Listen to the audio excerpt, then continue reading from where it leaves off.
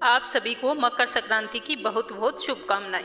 हिंदू धर्म में मकर संक्रांति का बहुत ही अधिक महत्व माना जाता है। जिस प्रकार अमावस्या पर और पूर्णिमा पर व्रत करके दान पुण्य का विशेष महत्व होता है, उसी प्रकार संक्रांति पर भी मनुष्य को दान पुण्य करने से और व्रत करने से, व्रत कथा सुनने से कोटि कोटि गुना फल प्राप्त होता है।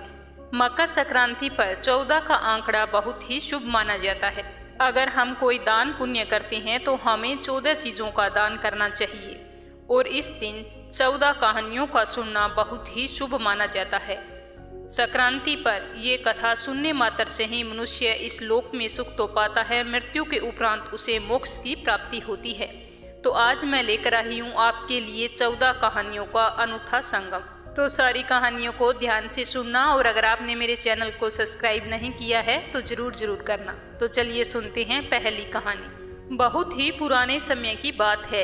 एक राजा बरहुवान महोदयपुर में राज्य करता था। वह बड़ा ही प्रतापी, धर्मात्मा, दयालु था तथा गो, ब्राह्मण और अतिथियों का पूजक था।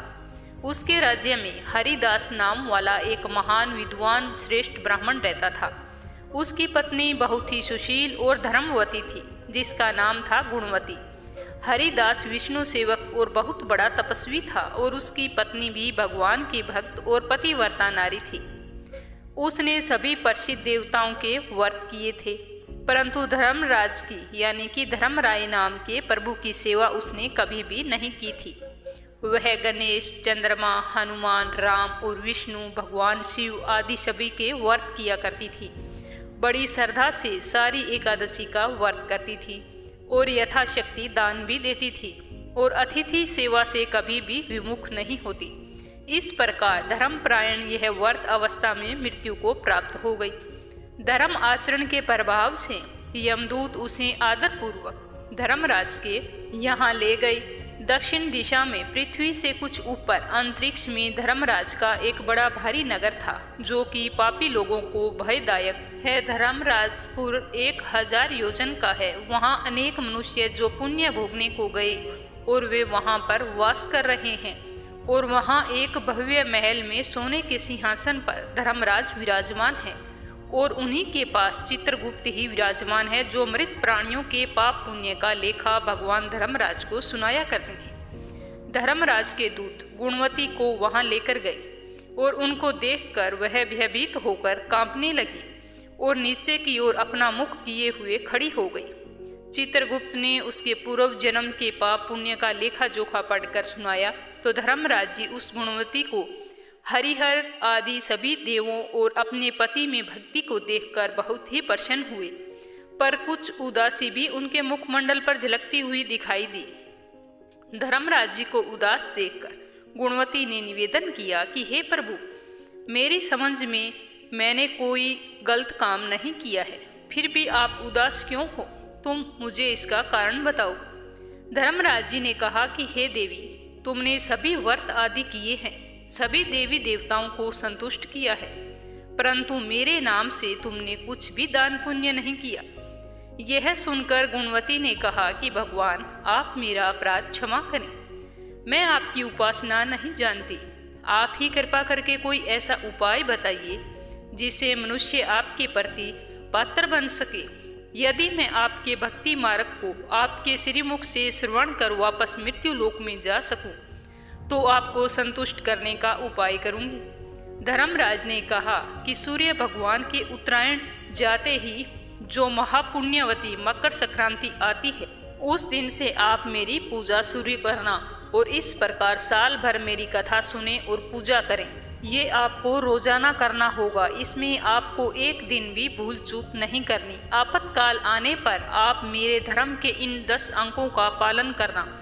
धृति, यथा, लाभ, संतोष, क्षमा, यम, नियम द्वारा मन को वश में करना, किसी की वस्तु को नहीं चुराना, मन में पर स्त्रियों या पर पुरुषों से बचना, मन की शुद्धि और शारीरिक शुद्धि, इंद्रियों के वश में ना रहना, बुद्धि की पवित्रता यानी कि मन में बुरे विचार ना आना, शस्त्र विद्या का सब ध्यान यानी कि पाठ पूजा का कथा स्मरण करना या व्रत रखना, सामर्थ्य अनुसार दान पुण्य करना, सत्य बोलना, सत्यता का ही व्यवहार करना और क्रोध ना करना, ये दक्ष धर्म के लक्षण हैं और मेरी इस कथा को नियमित रूप से सदा ही सुनते रहना, पढ़ते रहना और यथाशक्ति दान पुण्य और परोपकार करते रहना।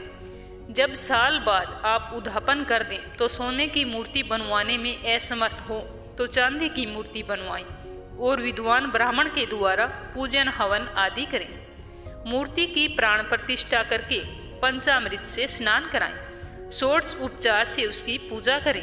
मेरे साथ में चित्रगुप्त जी की भी पूजा करें और सफ़ेद काले तिलों के लड्डू का भोग लगावें। हमारी पूर्ण संतुष्टि के लिए ब्राह्मणों को भी भोजन करावें।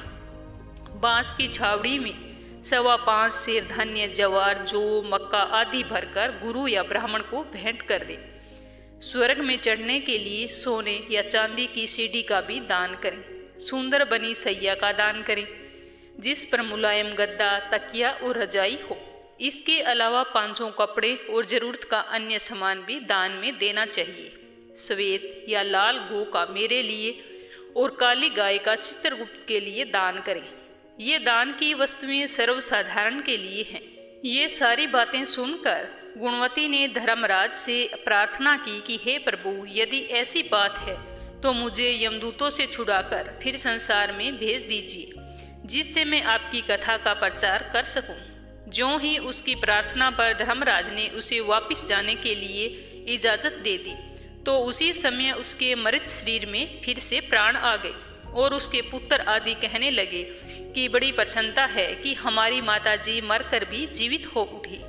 उसके बाद गुणवती ने अपने पति, पुत्र आदि को सारी बात बताई और जो धर्मराज जी ने मनुष्य के कल्याण के लिए उसे बताई थी। खुद ने भी व्रत रखने शुरू कर दिए और उसने शुरुआत मकर संक्रांति के दिन से ही प्रतिदिन धर्मराज जी की पूजा और कथा सुननी शुरू कर दी और स्वर्ग में जाने के लिए दान पुण्य आदि कर्म करने प्रारंभ कर दिए। इस प्रकार यह गुणवती साल भर में धर्म कथा सुनकर और धर्म के 10 नियमों का पालन करके मृत्यु उपरांत जब स्वर्ग में पहुंची तो देवताओं ने उसका काफी आदर सत्कार किया और वह वहां सदा स्वर्गीय भोगों को भोगती रही। सूत जी महाराज ने शौनकादि ऋषियों से कहा कि हे ऋषियों, जिस घर में स्त्री या पुरुष इस धर्मराज जी की व्रत कथा को श्रद्धा से प्रतिदिन सुनते हैं वे सब दुखों से मुक्त हो जाते हैं। धर्मराज जी की दूसरी कहानी। प्राचीन समय की बात है। एक नगर में 2 सेठानियां रहती थी। बड़ी सेठानी के घर में बहुत सारा धन था, लेकिन वह बहुत ही कंजूस थी। छोटी सेठानी के घर में धन तो कम था, लेकिन वह मन से बहुत ही दयालु और मददगार थी। वह स्वयं को धर्म के कार्य करने और लोगों की मदद कराने में लगाई रखती थी। वह रोज सवेरे गंगा स्नान करने के लिए जाती, तुलसी माता, बड़ पिंपल सींचती, भगवान के मंदिर जाकर पूजा करती और धर्मराज जी की कहानी सुनती। जबकि यह बड़ी जेठानी देखकर हंसती और कहती कि पता नहीं क्या दिन भर फालतू के काम करती रहती है। ऐसा करते करते कई साल बीत गए। दोनों सेठानियां वृद्ध हो गई। तब भगवान के घर से बुलावा आया। छोटी सेठानी को लेने के लिए धर्मराज जी ने अपना विमान भेजा, जबकि बड़ी सेठानी को दूत मारते हुए ले जाने लगे। तो रास्ते में बड़ी सेठानी ने कहा कि मुझे भूख लगी है। तब दूत बोले कि तूने जीवन में किसी को खाना खिलाया है तो ही तुम्हें खाना मिलेगा। थोड़ी देर बाद वो फिर से कहती है कि मुझे प्यास लगी है। तब दूत कहते हैं कि तूने जीवन भर किसी को पानी पिलाया है तो ही तुम्हें पानी नसीब होगा।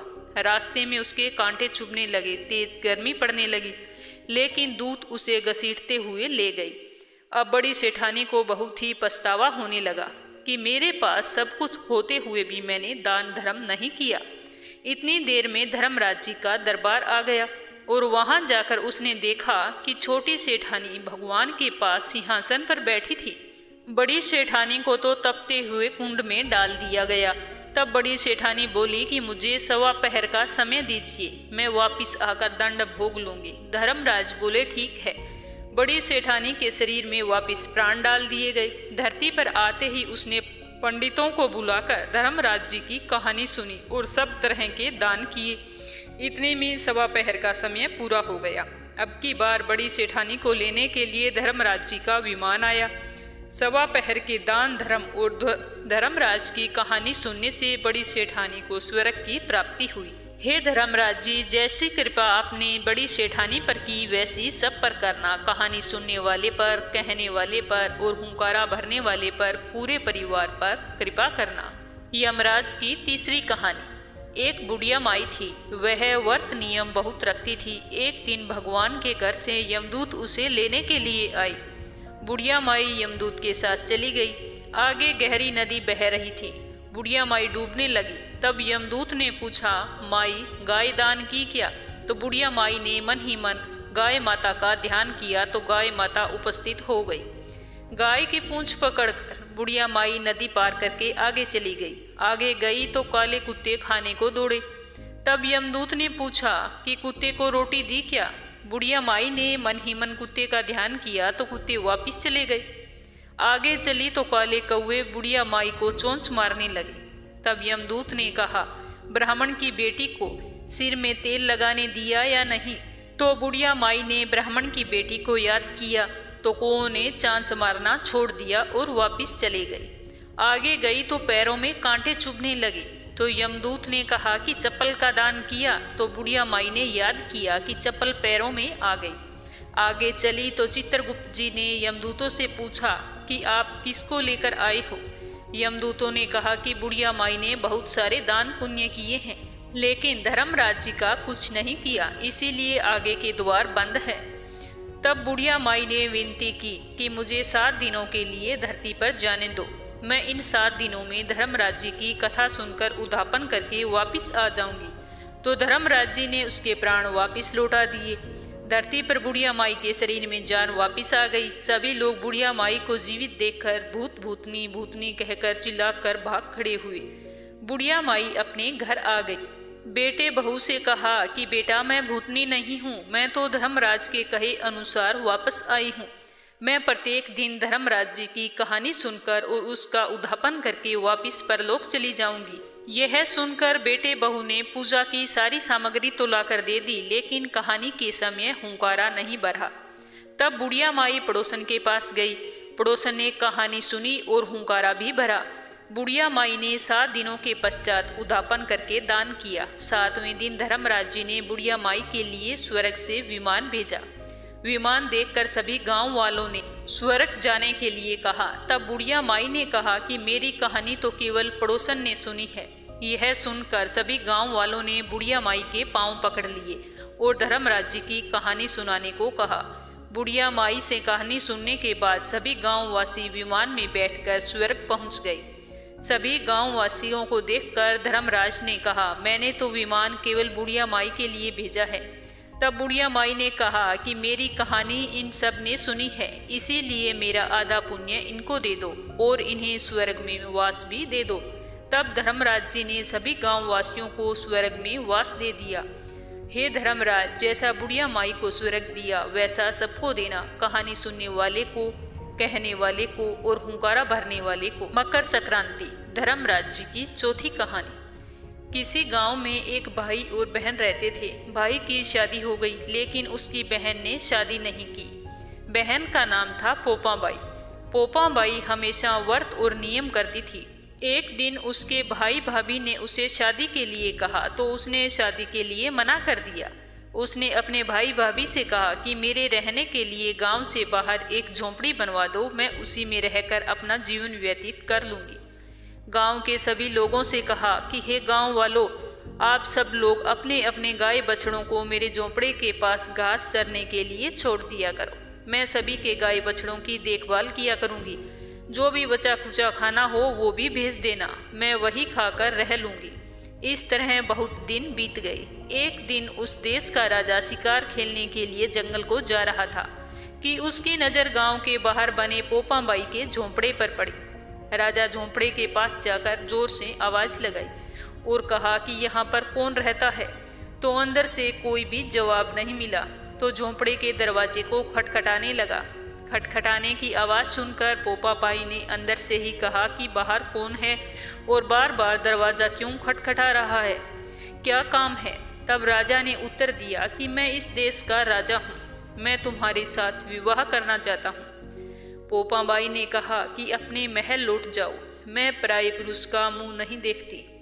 लेकिन राजा ने उसकी बात पर ध्यान नहीं दिया और बलपूर्वक पोपाबाई को उठाकर अपने घोड़े पर बैठाकर महल की ओर चल पड़ा। तो पोपाबाई ने राजा को श्राप दिया कि हे राजा, तेरा राजपाट सब नष्ट हो जाए। तो महल में पहुंचकर राजा ने जब अपनी रानियों को ये सारी बात बताई तो पूरी बात सुनकर रानियों ने राजा से अनुरोध किया कि पोपाबाई को सही सलामत उसकी झोंपड़ी में छोड़ आओ। तो रानियों के कहे अनुसार राजा पोपाबाई को उसकी झोंपड़ी पर छोड़ने के लिए चल पड़ा। रास्ते में पाप की नदी आई जिसमें राजा डूब गया। पोपाबाई की मृत्यु के बाद धर्मराज के दरबार में पोपाबाई पहुंची। वहां धर्मराज ने उसे स्वर्ग का राज दे दिया।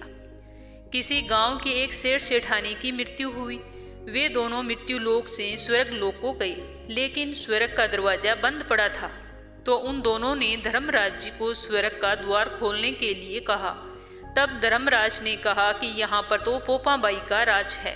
तो सेठ सेठानी ने कहा कि हम तो पोपाबाई को नहीं जानते। तब धर्मराज ने कहा कि मैं तुम दोनों को 7 दिन के लिए मृत्युलोक भेजता हूँ। वहां जाकर 8 खोपरा राई से भरकर 5 कपड़े ऊपर रखकर कहानी सुनना और उद्धापन करना और इस प्रकार कहना, राज है पोपाबाई का, लेखा लेगी राई राई का। धर्मराज से ये सारी बातें सुनकर सेठ सेठानी वापिस धरती लोक पर आए और कहे अनुसार किया। तो उन्हें स्वर्ग लोक में जगह मिल गई। बोलो पोपाबाई की जय हो। मकर संक्रांति 5वीं कहानी। एक ब्राह्मण देवता था, उसके राई नाम की लड़की थी। ब्राह्मण माली का वेश करके बैठ गई। बेटी ने कहा कि मैं बेर लेकर आऊं। माँ ने कहा ले आ। राई बेर लेने गई। तब भगवान ने उसकी आंख में मिट्टी डाल दी और वो रोती रोती अपनी माँ के पास पहुंची। माँ ने कहा तू रो क्यों रही है? तब बेटी बोली मालिन ने आंख में मिट्टी डाल दी। तब माँ बेटी के साथ गई। माँ ने मालिन के बारे में पूछा तो उन्होंने कहा वो तो चली गई। थोड़ी दूर पर भगवान वैद्य बनकर बैठ गई। वैद्य जी को माँ ने कहा कि मेरी बेटी के आंख से रेत निकाल दो। तब भगवान बोले कि मैं रेत जब निकालूं तब तेरी बेटी की शादी तू मुझसे करे। तब माँ ने हाँ कर दी। तो वेद बने भगवान ने उसकी आंखों से मिट्टी निकाल दी। वो माँ बेटी दोनों वापिस घर आ गई और आकर अपने पति से सारी बात बताई। तो अपने पति को शादी के लिए सामान लाने को कहा और राई की शादी एकादशी के दिन पक्की कर दी गई। जब राई का पिता गुड़ और सामान लेने के लिए दुकानदार के पास गया तो उन्होंने मना कर दिया कि हम तो भगवान की शादी में सामान देंगे, तुम्हें नहीं देंगे। सुनार ने भी मना कर दिया। दर्जी के पास गया तो दर्जी ने भी मना कर दिया। खाती हलवाई सब लोगों ने हर काम के लिए मना कर दिया। तो राई के पिताजी उदास मन से वापिस आ गए। पड़ोसन को गीत गाने के लिए कहा तो उन्होंने भी मना कर दिया। बनियों को पैसे के लिए बोला तो उन्होंने भी पैसे के लिए मना कर दिया। भगवान ने सब काम करने के लिए वहां पर राधा रुक्मणी को भेज दिया। सारा सामान गाड़ी में भरकर भेज दिया। भगवान शाम को राई के साथ शादी करने के लिए बारात लेकर आए और दोनों की धूमधाम से शादी हो गई। बोलो राई शालीग्राम की जय हो। शादी होकर भगवान राई के साथ अपने घर आए। बोलो राई दामोदर जी की जय हो। मकर संक्रांति 6ठी कहानी। बहुत समय पहले की बात है। एक छोटी सी लड़की जो कार्तिक नहाया करती थी। कार्तिक का महीना पूरा हुआ तो सारे लोग कहने लगे कि गंगा जी जाएं या जमुना जी जाएं या हरिद्वार होकर आएं। तो एक स्त्री कहती है कि मैं तो राई दामोदर भगवान को भोजन करवाऊंगी। तो सारे कहने लगे कि वो कैसे होते हैं। तो वो स्त्री बोली कि मोर मुकुट वाली, गले में वैजयंती माला और हाथ में पीताम्बर, ऐसे होते हैं राई दामोदर। तो यह सुनकर वह लड़की अपने घर आ गई और भगवान की रसोई बनाई। मंदिर में आई और बोली कि आओ मेरे भगवान, आओ जिमो। मंदिर में भगवान आए नहीं। मंदिर से वो निकलकर शहर में गई। शहर से वो जंगल में गई। जंगलों से वो पहाड़ों पर चली गई। भगवान को पुकारते पुकारते सुबह से शाम हो गई। भगवान लड़की को पहाड़ पर चढ़ते देखकर बोले कि यह अगर ऊपर से गिरकर मर गई तो इसकी हत्या का इल्जाम मेरे सिर लगेगा, इसे दर्शन देने ही होंगे। तो भगवान ने एक ब्राह्मण का रूप धारण किया और उसके पास आकर बोले कि चल बेटा भोजन करवा, मैं तेरा भगवान हूँ, तू मुझे भोजन करवा दे। तो लड़की बोली नहीं, तुम मेरे भगवान नहीं हो सकते। तो ब्राह्मण ने कहा, तो तेरे भगवान कैसे हैं? तो उसने कहा कि मेरे भगवान तो मोर मुकुट वाले, गले में वैजयंती माला पहने हुए और हाथ में पीताम्बर लिए हुए, ऐसे हैं मेरे भगवान। तो ब्राह्मण बोला, अच्छा ऐसे हैं तेरे भगवान? तो वो बोली, हाँ ऐसे हैं मेरे भगवान। तब भगवान ने लड़की के सामने अपना चतुर्भुजी रूप दिखाया। तो वह लड़की बहुत ही खुश हुई और बोली कि हाँ तुम ही हो मेरे भगवान। ऐसा कहकर वो छोटी सी लड़की आगे आगे भाग रही थी और पीछे पीछे भगवान आ रहे थे। भागते भागते वह संग सहेलियों से बोली कि मेरे घर मेरे भगवान आए हैं। तो उनमें से किसी एक ने कहा कि देखो तो सही इनके भगवान कैसे हैं। जिनके भाग्य में भगवान के दर्शन लिखे थे उन्हें हो गए। हे दामोदर भगवान, जैसे दर्शन आपने लड़की को दिए वैसा सबको देना। कहानी सुनने वाले को, हुंकारा भरने वाले को। मकर संक्रांति 7वीं कहानी। एक माँ थी, उसके एक बेटा और एक बेटी थी। दोनों छोटे छोटे थे। माँ गरीब थी, वह मजदूरी करके अपना गुजारा चलाती थी। धीरे धीरे बच्चे बड़े होने लगे। बेटी शादी योग्य हो गई। माँ बूढ़ी हो गई। माँ ने बेटे से कहा कि बेटा तेरी बहन बड़ी हो गई है, अतः तुम्हारे जैसा घर वर देखकर उसकी शादी कर देना। ऐसा कहकर कुछ दिनों बाद उसकी माँ परलोक को सिधार गई। भाई गांव गांव घूमा, लेकिन बहन के योग्य कोई भी वर नहीं मिला। वह घूम घूम कर थक गया। बैठे बैठे उसने सोचा कि मैं ही इससे शादी कर लूं। ऐसा सोचकर वो चुनरी और सामान ले आया। बहन ने कहा, यह सामान क्यों लाया है? तो भाई बोला कि तेरी शादी है। मोहल्ले वालों ने बहन से कहा कि तुम्हारा भाई ही तुमसे शादी कर रहा है। तो बहन ने भाई से पूछा कि मेरी शादी किससे कर रहे हो? तो भाई कुछ नहीं बोला। तो बहन समझ गई। उसने एक लोटा लिया, चुनड़ी ली और चप्पल पहनकर जंगल की तरफ रवाना हो गई। गाय के ग्वालों ने पूछा कि बहन वन में क्यों जा रही हो? तो वो कुछ नहीं बोली। वन में जाकर धरती माँ को पुकारने लगी और बोली कि हे माँ, तू ही मेरी लाज रखना, नहीं तो अन्याय हो जाएगा। मैं क्या करूं? मुझे अपनी गोद में ले लेना, नहीं तो मैं यहीं पर मर जाऊंगी। धरती माँ उसी समय फट गई। तो बहन ने एक तरफ लोटा, चुनरी और चप्पल रख दिए और वो धरती में जाने लगी। इतने में दौड़ता हुआ भाई वन में आ गया और ग्वालों से पूछा कि मेरी बहन किस तरफ गई?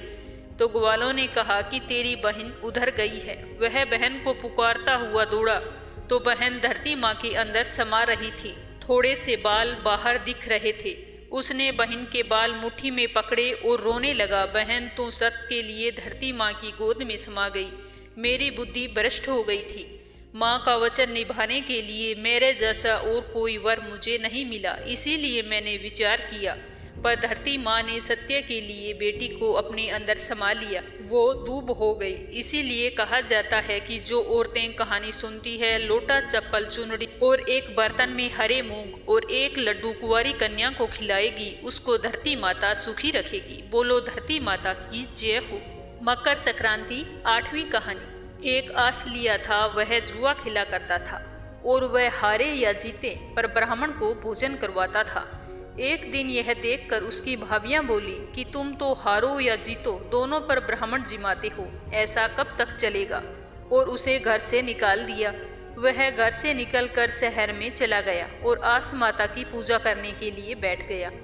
सारे शहर में खबर फैल गई कि एक जुए का बहुत अच्छा खिलाड़ी आया है। तो यह सुनकर उसे राजा खेलने के लिए आया। राजा जुए में सारा राजपाट हार गया। अब वह राजा बन गया और राज करने लगा। भाभियों के घर में अन्न की कमी पड़ गई तो आस लिए कि भाभियां और माँ उसे ढूंढने के लिए निकल गई और शहर पहुंच गई। वहां पर उन्होंने सुना कि एक आदमी जुए में राजा से जीत गया है। तब वो उन्हें वहां देखने के लिए चली गई। वहां उसकी माँ ने उनसे कहा कि मेरा बेटा भी यहीं पर जुआ खेलता था, हमने उनको घर से निकाल दिया है। तो वह बोला कि माताजी, मैं ही हूँ तुम्हारा बेटा, तुम्हारी करनी तुम्हारे साथ और मेरी करनी मेरे साथ। तो उन लोगों ने अपने देश में जाकर आस माता का अजुमन करवाया और सारे सुख से रहने लगे। हे आस माता, जैसा आस लिया राजा को राजपाट दिया, वैसा सबको देना, सुनने वाले को, हुंकारा भरने वाले को। एक ब्राह्मण था, वह सूरज भगवान का भगत था। नहाता धोता, कहानी कहता, पर कमाता कुछ भी नहीं था। ब्राह्मण घर में रहता तो ब्राह्मणी बार बार कमाने के लिए उसे परेशान करती रहती। बाहर जाता तो अड़ोसी पड़ोसी उसे निकम्मा कहकर पुकारते और उसका अपमान करते। तो एक दिन वह बहुत ही दुखी होकर नहा धोकर अपने पूजन की सामग्री लेकर जंगल में चला गया। वहां एक सूखे पीपल के पेड़ के नीचे बैठकर पूजा पाठ करने लगा और सूरज भगवान की कथा करी। तो वहां पीपल के पेड़ के पास एक सूखा सा तालाब था, उसमें थोड़ा बहुत पानी था। तो उसने उस पानी से लोटा भरकर सूर्य भगवान को अर्घ्य दे दिया। पूजा का वह जल बहकर पीपल और सूखे तालाब में थोड़ा थोड़ा चला गया। तो जल के जाते ही सूखा पीपल तो हरा भरा हो गया और सूखा तालाब भी पानी से भर गया और जल में सूर्य भगवान दिखाई देने लगे और कहने लगे कि ब्राह्मण मांग, तू क्या मांगता है। तो ब्राह्मण ने जैसे ही ये आवाज सुनी तो घबरा गया और सोचने लगा कि लगता है पीपल पर कोई भूत रहता है। रोज जब वह पूजा करता तभी आवाज आती, तो सुन सुनकर वह चिंता के मारे दुबला होने लगा। ब्राह्मणी कभी कभी अपने ब्राह्मण पति से मिलने जंगल आया करती थी। उसने ब्राह्मण से पूछा कि आप दिन प्रतिदिन दुबले पतले होते जा रहे हो। तब ब्राह्मण ने सारा हाल बताया।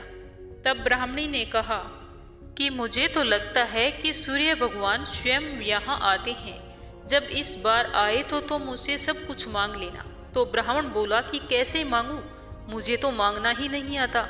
ज्यादा कुछ कहना होगा तो मैं तो भूल जाऊंगा। कोई ऐसी तरकीब बताओ जिसे कम शब्दों में ज्यादा मिल जाए।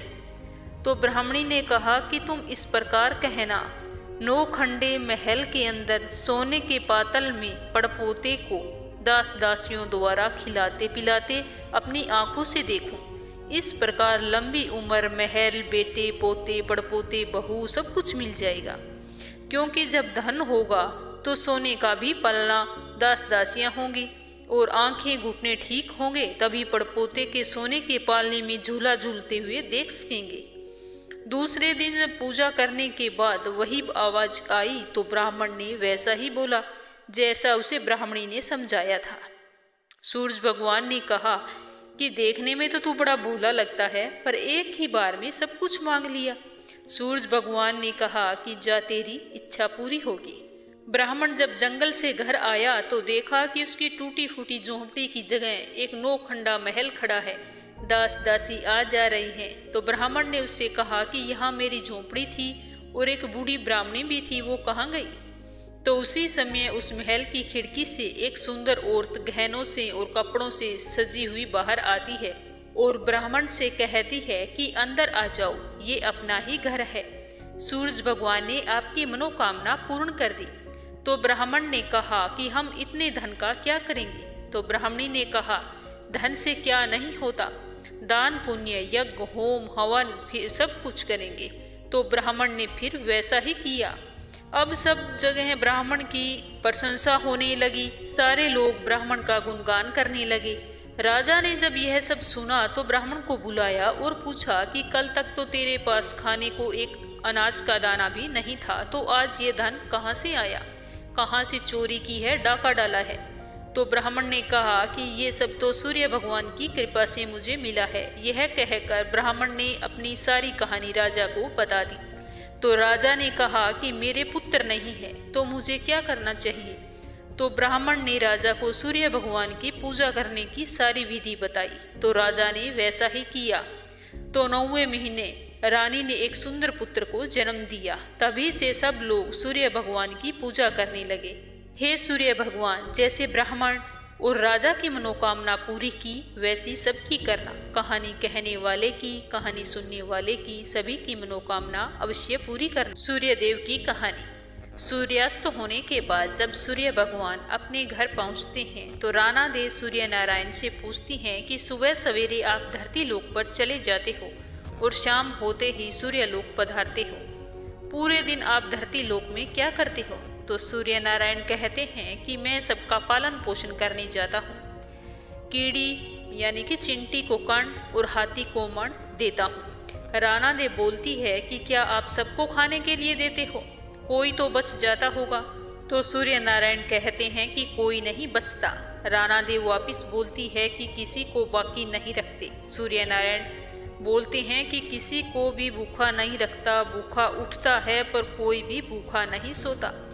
तो अगले दिन राणा दे नहा धोकर जब अपनी कक्ष में पधारती है तो एक चिंटी को डिब्बी में बंद कर देती है। राणा दे सुबह प्रतिदिन नहाकर भगवान जी की पूजा किया करती थी और स्वयं के कुमकुम चावल लगाती थी।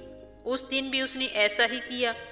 जब राणा दे डिब्बी में चिंटी बंद कर रही होती है, उसी समय कुमकुम की बिंदी से जो चावल लगे थे उसमें से कुछ दाने चावल के डिब्बी में गिर जाते हैं और स्नान किए हुए हाथ मुंह से जल की कुछ बूंदें उस डिब्बी में चली जाती है। राणा दे को इस बात का पता नहीं चलता। डिब्बी में चावल और पानी भी दोनों चले गए हैं। तो राणा दे तो डिब्बी को बंद करके रख देती है। राणा दे सोचती है कि आज सूर्य नारायण को बताऊंगी कि ये देखो, चिंटी तो भूखी बैठी है। जब शाम को सूर्य नारायण पधारते हैं तो राणा दे कहती है कि हे सूर्य नारायण, आप तो कह रहे थे कि आप किसी को भूखा नहीं रखते। तो सूर्य नारायण बोलते हैं कि सही तो बोला था, मैं किसी को भूखा नहीं रहने देता। तो राणा दे कहती है कि देखो, ये चिंटी जो डिब्बी में बंद पड़ी है वो तो सुबह से भूखी है।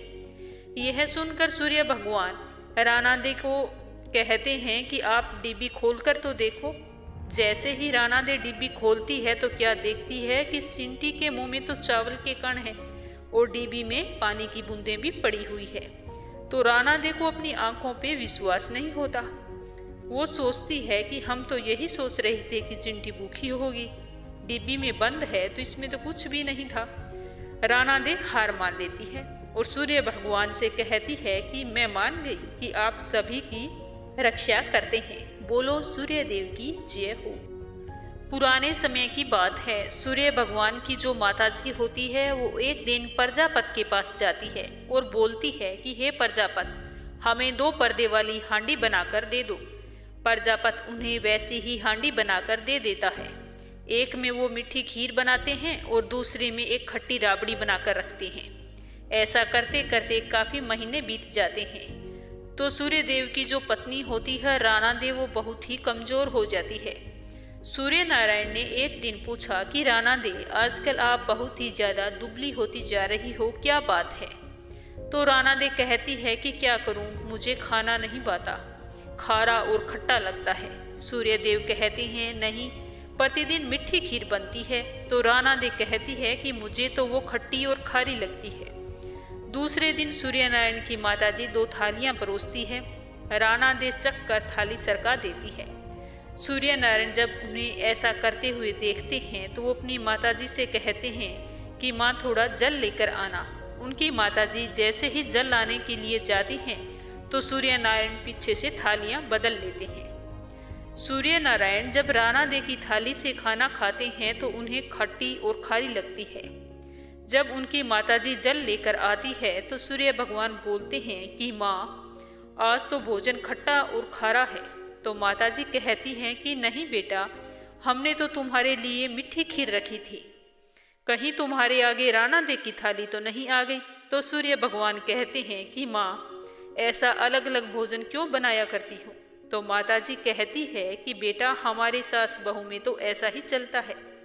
सूर्य नारायण बोलते हैं कि नहीं माँ, ऐसा तो दुनिया में ही चलने दो, अपने महलों में ऐसी नहीं चलने, सबके लिए एक जैसा भोजन बनाना। तब से सास बहू में तेरा मेरा चलने लगा। एक बार की बात है, माँ पार्वती एक बार स्नान करने के लिए गई तो स्नान घर के बाहर उन्होंने अपने पुत्र गणेश जी को खड़ा कर दिया और उन्हें रखवाली का आदेश देते हुए कहा कि जब तक मैं स्नान कर कर बाहर ना आऊं तो भीतर किसी को मत आने देना। गणेश जी ने अब की माँ की बात मानते हुए वहां पर पहरा देने लगे। उसी समय भगवान शिव माता पार्वती से मिलने आए, लेकिन गणेश जी ने उसे अंदर नहीं जाने दिया और कहा कि कुछ देर इंतजार करो। तो इस बात पर भगवान शिव को बहुत ही गुस्सा आ गया। उन्हें यह लगा कि मेरा अपमान किया है, तो उन्होंने गुस्से में आकर भगवान गणेश की गर्दन काट दी। जब स्नान करके माता पार्वती बाहर आई तो उन्होंने गणेश जी की गर्दन कटी हुई देखी तो वह जोर जोर से रोने लगी और उन्होंने शिव जी से कहा कि गणेश जी के प्राण फिर से वापिस करो। तो शिव जी बोले ऐसा नहीं हो सकता। तो माता पार्वती हट करके बैठ गई। तो शिवजी कहते हैं कि जाओ देख कर लाओ, जो भी माँ अपने बेटे की तरफ पीट करके सो रही होगी उस बच्चे का सिर मैं तुम्हारे बेटे के सिर पर लगा दूंगा। तो उन्हें ऐसी कोई माँ नजर नहीं आई जो अपने बेटे की तरफ पीट करके सो रही होती। तो उन्हें अंत में एक हथनी को देखा जो अपने बेटे की तरफ पीट करके सो रही थी। तो शिवजी ने उसके बच्चे की गर्दन गणेश भगवान के लगा दी। तो माता पार्वती कहती है कि ऐसा देखकर तो लोग मेरे बच्चे का उपहास उड़ाएंगे, भगवान आपने ये क्या कर दिया। तो शिवजी भगवान कहते हैं कि आपका पुत्र प्रथम पूजनीय होगा, हर शुभ कार्यों में सबसे पहले इन्हें याद किया जाएगा। इस प्रकार शिवजी ने एक हाथी का सिर लगाकर गणेश जी को जीवित कर दिया, जिससे गणेश भगवान को दूसरा जीवन मिला। तभी से गणेश जी की हाथी की तरह सूंड होने लगी और सब पूजा पाठ में, शादी विवाह में सबसे पहले गणेश जी को पूजा जाने लगा। तभी से महिलाएं बच्चों की सलामती के लिए माघ माह के कृष्ण पक्ष की चतुर्थी को गणेश चतुर्थी का व्रत करने लगी। बोलो शिव गौरी गणेश कार्तिकेय की जय हो। प्राचीन काल की बात है, एक बुढ़िया थी जो नियमित तौर से रविवार के दिन सूर्योदय से पहले उठकर नित्य कर्मों से निवृत्त होकर अपने आंगन को गाय के गोबर से लीपती थी, जिससे कि वो स्वच्छ हो जाए। इसके बाद में वो स्नान करती और सूर्य देव की पूजा अर्चना करती थी। साथ ही रविवार की व्रत कथा सुनती थी, सूर्य को अर्घ्य देती थी। इस दिन वो एक ही समय बिना नमक का भोजन करती थी और उससे पहले सूर्य देव को भोग भी लगाती थी। सूर्य देव उस बुढ़िया से बहुत ही प्रसन्न रहते थे। यही कारण था कि उसे किसी भी तरह का कष्ट नहीं था, वो धन धान्य से परिपूर्ण थी। जब उसकी पड़ोसन ये देखती कि वो बहुत सुखी है तो वो उससे जलने लगी। बुढ़िया के घर में गाय नहीं थी, इसीलिए वो अपनी पड़ोसन के घर से गोबर लाती थी और फिर आंगन लीपती थी, क्योंकि वो गाय रखती थी। पड़ोसन ने बुढ़िया को परेशान करने के लिए कुछ सोचकर शनिवार की शाम को गाय को घर के अंदर बांध दिया। अगले रविवार बुढ़िया को आंगन लीपने के लिए गाय का गोबर नहीं मिला।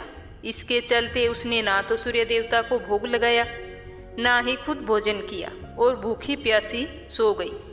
अगले दिन जब वो सोकर उठी तो बुढ़िया ने देखा कि उसके आंगन में एक सुंदर सी गाय और एक बछड़ा खड़ा है। तो उसने जल्दी से लाकर गाय को चारा डाल दिया।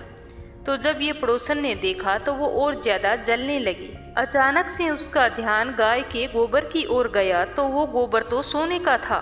तो उसने जल्दी से उस गोबर को वहां से उठाया और अपने घर ले गई और अपनी गाय का गोबर लाकर वहां पर रख दिया। सोने के गोबर से पड़ोसन तो कुछ ही दिन में धनवान हो गई। यूं कई दिनों तक चलता रहा, लेकिन बुढ़िया को गाय के सोने के गोबर के बारे में कुछ भी पता नहीं था। ऐसे में बुढ़िया पहले की तरह ही सूर्यदेव का व्रत करती रही, साथ ही कथा भी सुनती रही। अब सूर्यदेव को पड़ोसन की चालाकी का पता था, तो उन्होंने एक दिन क्या किया, तेज आंधी चला दी। तेज आंधी तूफान देखकर बुढ़िया ने गाय को अंदर बांध लिया। अगले दिन जब सुबह बुढ़िया उठी तो उसने देखा कि गाय का गोबर तो सोने का है, तो उसे बहुत ही आश्चर्य हुआ। तब उसने गाय को रोजाना अंदर बांधना शुरू कर दिया। तो बुढ़िया तो कुछ ही दिनों में बहुत धनवान हो गई। बुढ़िया की सुखी और धनी स्थिति को देखकर पड़ोसन और भी जलने भूलने लगी। तो उसने सोचा भी क्या करूं।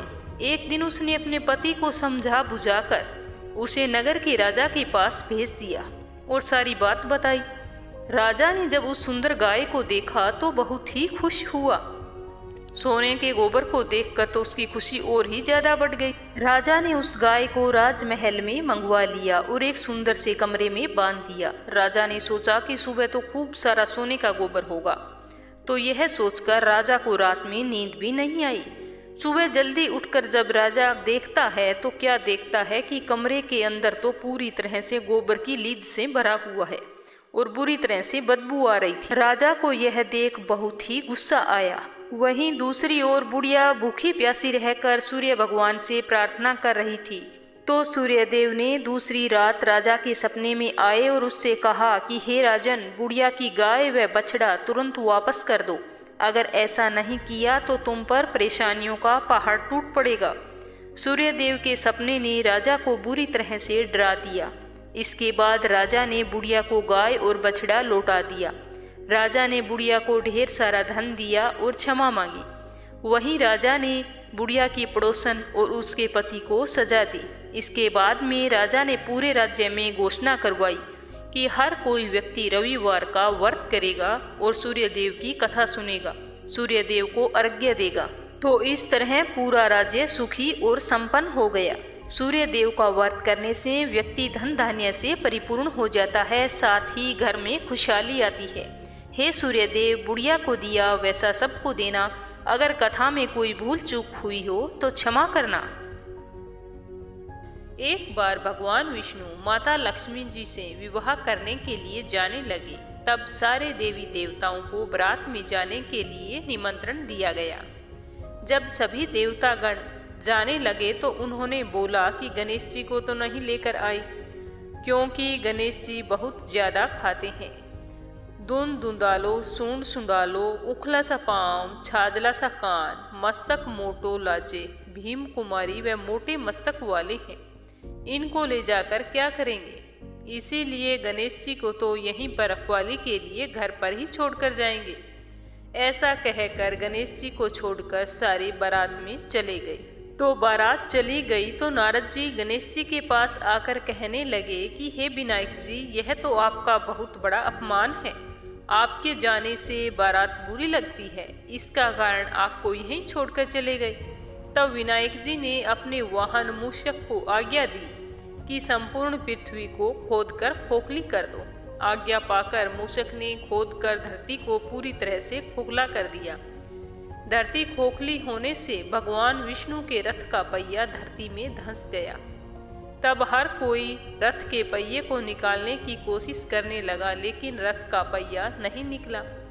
रथ का पहिया निकालने के लिए खाती को बुलाया गया तो खाती ने वहां आकर सारा दृश्य देखा। उसके बाद रथ के पहिए को हाथ लगाकर कहा कि जय गणेश गणानंद महाराज की जय हो। इतना कहते ही रथ का पहिया निकल गया। सब आश्चर्यचकित होकर सोचने लगे कि तुमने गणेश जी का नाम क्यों लिया? तो खाती बोला कि जब तक गजानंद गणेश जी महाराज का नाम नहीं लिया जाता तब तक कोई भी कार्य सिद्ध नहीं होता। कोई भी शुभ काम हो, सबसे पहले गणेश जी को सच्चे मन से सुमिरन करता है, याद करता है, तो उसके सारे काम बन जाते हैं। तब सबने सोचा कि हम तो गणेश जी को लेकर ही नहीं आए। सबको अपनी अपनी गलती का एहसास हुआ और एक जने को भेजकर गणेश जी को बुलाया गया और माफी मांगी गई। पहले गणेश जी का विवाह रिद्धि सिद्धि से करवाया गया और फिर विष्णु भगवान का और माँ लक्ष्मी जी का विवाह हुआ। उसके बाद सभी देवताओं में प्रसन्नता और हर्षोल्लास छा गया। हे विनायक जी महाराज, जैसा भगवान का कार्य सिद्ध किया वैसा सबका करना। विनायक जी की कथा कहानी कहने वाले का, कहानी सुनने वाले का और हुंकारे भरने वाले का, सभी के कार्य सिद्ध करना। बोलो विनायक जी महाराज की जय।